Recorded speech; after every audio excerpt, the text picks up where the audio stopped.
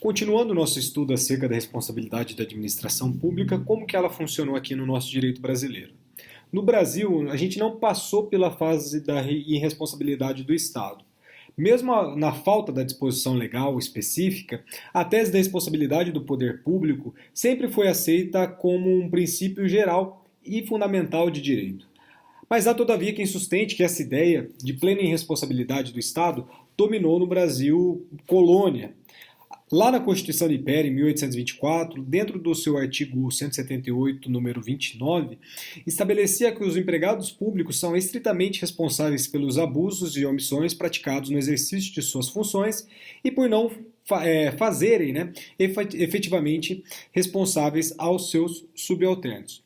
A Constituição Republicana, que é a nossa Constituição de 1891, a seu turno, em seu artigo 79, continha uma disposição idêntica, responsabilizando os funcionários públicos pelos abusos e omissões em que incorressem no exercício de seus cargos. Tais dispositivos, entretanto, jamais foram considerados como excludentes de uma responsabilidade do Estado e consagradores apenas da nossa responsabilidade pessoal do funcionário. Entendia-se, na realidade, haver uma solidariedade do Estado em relação aos atos de seus agentes, então cuidava-se de uma responsabilidade fundada na nossa culpa civil, como a gente estudou na nossa evolução histórica, para que houvesse sua caracterização, era indispensável a prova da culpa desse funcionário, e o Estado só responderia pelos danos decorrentes de atos praticados por seu funcionário, se provado restasse ter este agido com culpa, no caso de negligência, imprudência ou imperícia, como vocês bem sabem.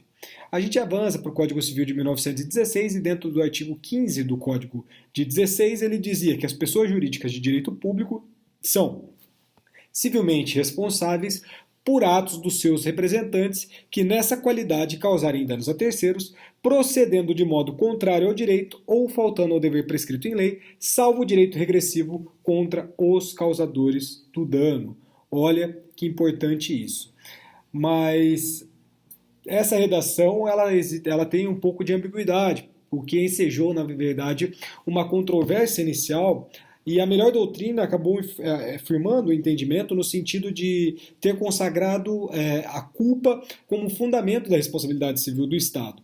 Tanto é assim que fala em representantes, ainda ligado àquela ideia de que o funcionário público representaria o Estado e seria o seu preposto, tal como ocorre no direito privado. Mas as expressões procedendo de modo contrário ou faltando ao dever prescrito em lei não teriam sentido se não referissem à teoria ali da culpa do funcionário.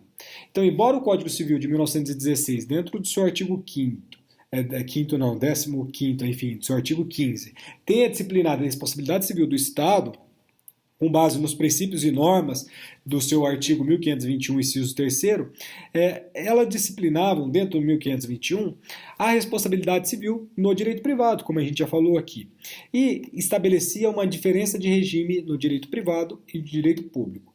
Na responsabilidade do Estado, a culpa era presumida quando o dano proviesse de uma conduta ilegal dos seus agentes, ao passo que a responsabilidade dos particulares por seus prepostos exigiria a culpa por força do artigo 1523 do Código Civil de 1916. A gente avança, passa pela Constituição de 1946 e agora a gente quer entrar no parágrafo 6º da nossa Constituição, do artigo 37, melhor dizendo, o parágrafo 6º do artigo 37 da Constituição de 1988, que é o que muda a história de tudo. Na verdade, na nossa Constituição de 1946, a gente já teve uma mudança considerável, mas a nossa Constituição de 88 é que disciplina que a responsabilidade civil do Estado possui, tem uma forma objetiva. O que diz o parágrafo 6º do artigo 37 da Constituição? As pessoas jurídicas de direito público e as de direito privado prestadores de serviços públicos, responderão pelos danos que seus agentes, nessa qualidade, causarem a terceiros, assegurado o direito de regresso contra o responsável nos casos de dolo ou culpa. Quando a gente analisa esse dispositivo, esse parágrafo 6º do artigo 37 da Constituição, ele vai revelar, em primeiro lugar, que o Estado ele só responde objetivamente pelos danos que os seus agentes, nessa qualidade, causarem a terceiros. A expressão seus agentes, nessa qualidade, está a evidenciar o quê? Que a Constituição adotou expressamente a teoria do risco administrativo como fundamento da responsabilidade da administração pública, e não a teoria do risco integral, porquanto condicionou a responsabilidade objetiva do poder público ao dano decorrente da sua atividade administrativa. Isto é, aos casos em que houver relação de causa e efeito entre a atuação desse agente público e o dano. Sem essa relação de causalidade, não há como se falar nem pôr uma responsabilidade para o Estado. Dentro de um voto paradigma, que a gente pode dizer assim, né?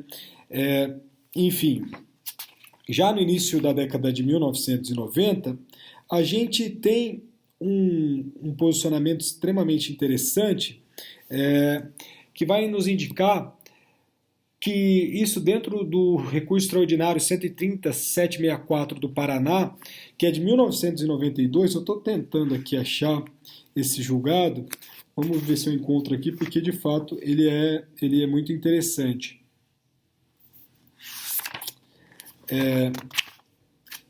Bem, então nesse julgado aqui, que foi julgado lá em 1992, pontificou o ministro Moreira Alves que a responsabilidade do Estado, embora objetiva por força do dispositivo 107 da Emenda Constitucional número 1 de 69, e atualmente o que a gente julgava ser o parágrafo 6º do artigo 37 da Constituição Federal, não dispensa, obviamente, o requisito também objetivo do nexo de causalidade entre ação ou omissão atribuída a seus agentes e o dano causados a terceiro.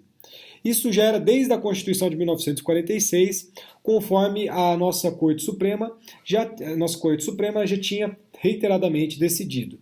Então, nesse terreno, a gente pode ter que a única questão que ainda seja uma certa dificuldade e é a que diz respeito à relação que deve existir entre o ato do agente ou da atividade administrativa e o dano, porque a gente já verificou que a questão é de responsabilidade objetiva. Terá o ato que ser praticado durante o serviço, ou seja, um ato de ofício, ou bastará que seja em razão dele. E de acordo com a essência de vários julgados vindos do Supremo Tribunal Federal, o mínimo necessário para determinar a responsabilidade do Estado é que o cargo, a função ou a atividade administrativa tenha sido a oportunidade ou a ocasião para a prática do ato ilícito. A gente vai tratar isso com casos concretos, mas vamos lá, vamos aos poucos entendendo a questão. Então, sempre que a condição do agente do Estado tiver contribuído de algum modo para a prática de um evento danoso, ainda que simplesmente lhe tenha proporcionado oportunidade para o comportamento ilícito, responde o Estado pela obrigação ressarcitória. Então, a gente tem que destacar que o exercício da função constituída é a causa eficiente do evento danoso. Basta que ela ministre a ocasião para praticar esse dano. Então, a nota constante é a existência de uma relação entre a função pública exercida pelo agente e o fato gerador do dano. Em suma, de uma forma sintética, haverá a responsabilidade do Estado sempre que possa identificar por laço de implicação recíproca entre a atuação administrativa, ou seja, através do ato de seu agente, ainda que fora do estrito exercício da função, e o dano causado a um terceiro. Meu celular está tocando, vou fazer uma pausa aqui e eu já volto. Então, voltando aqui, depois de atender o telefone, em um acórdão do eminente ministro Carlos Veloso, no RESP 160401 de São Paulo, a gente consegue ilustrar um pouco acerca dessas questões que a gente está querendo trazer aqui para vocês. A emenda deste julgado, Constitucional Administrativo, Responsabilidade Civil do Estado, Constituição Federal, artigo 37, parágrafo 6º. Agressão praticada por soldado com a utilização de arma de corporação. Incidência da responsabilidade objetiva do Estado, mesmo porque, não obstante, fora do serviço, foi na condição de policial militar que o soldado foi corrigir as pessoas. O que deve ficar assentado é que o preceito escrito no artigo 37, parágrafo 6º da Constituição Federal não exige que o agente público tenha agido no seu exercício regular de suas funções, mas na qualidade de agente público. E aqui a gente vai começar a enfrentar duas questões importantes, práticas já, que é acerca de,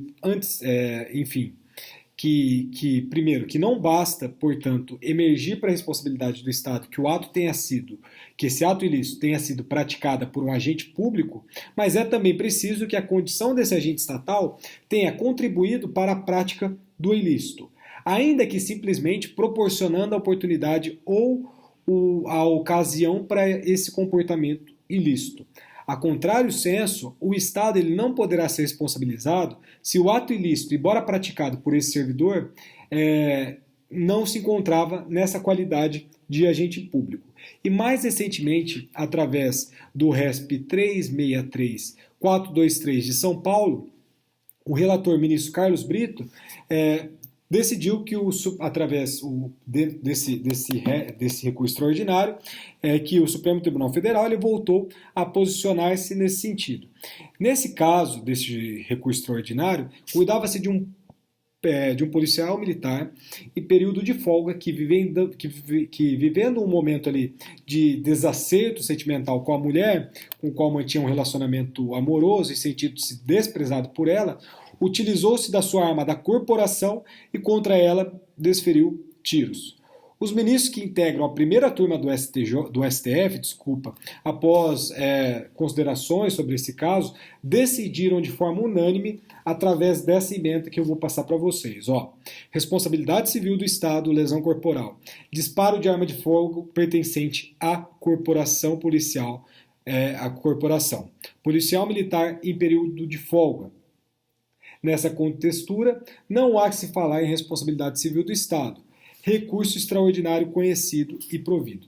Da motivação do eminente relator, do ministro Carlos Brito, colhem-se alguns fundamentos interessantes que eu preciso passar para vocês. Vamos lá. O que o Carlos Brito, o Aires Brito, enfim, falou para nós?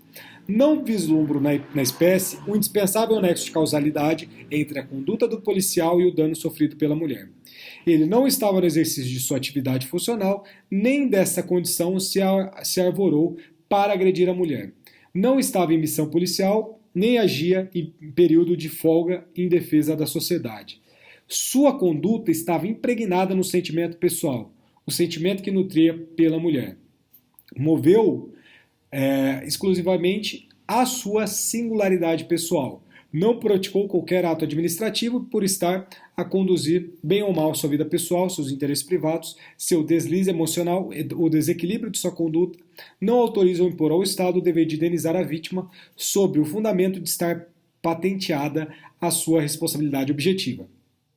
E tal só porque sua profissão é de servidor público policial militar, tendo ele se utilizado de arma da corporação para agredir aquela com quem mantinha relacionamento amoroso. Continuando no voto do Aires Brito, ele fala para nós que os fatos incontroversos constantes dos autos qualquer nexo de causalidade entre o dano sofrido e o serviço público do qual é o agente fora de sua vida privada, ou seja, o policial.